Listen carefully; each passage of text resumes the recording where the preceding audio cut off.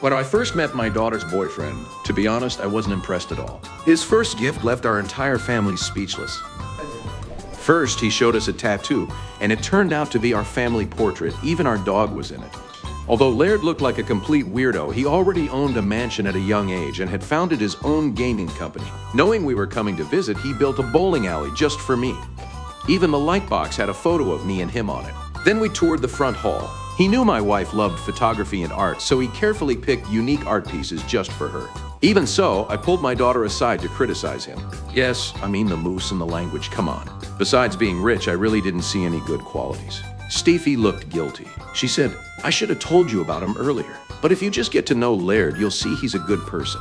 Can we please get through Christmas first and then talk about it?" I could tell my daughter really loved him, so I decided to stay. At dinner, I got curious about the edible newspaper on the table. As someone who runs a printing business, I had to admit it was a creative idea.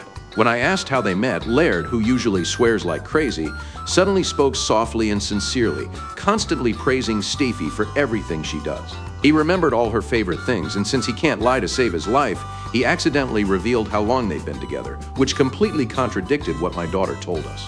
I was furious. "You said you'd only known each other for a couple months, Ace, but it turns out they'd already exchanged I love yous on their third date, and yes, they'd even made love in the bathtub." Back in the room, I couldn't stop complaining to my wife. Then suddenly there was a knock at the door. Laird stood outside soaking wet. Turns out Steffi had kicked him out and told him he had to apologize to me. That's when I finally learned about Laird's past. His father left when he was little, and his mother never really raised him properly, so he never learned how to deal with elders. Hearing all that, I decided to forgive him, for now. The next day, Laird took me to a tent in the woods. There, he told me he wanted to propose to Steffi on Christmas.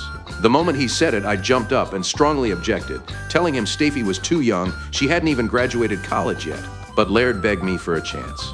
He said, "If I can get your whole family's approval, only then will I propose to her as planned." That night, Laird hosted a big party. Even though I wasn't a fan of such events, seeing how happy my wife was, I gave Laird another point in my book. But what shocked me most was that he actually managed to invite a new money celebrity.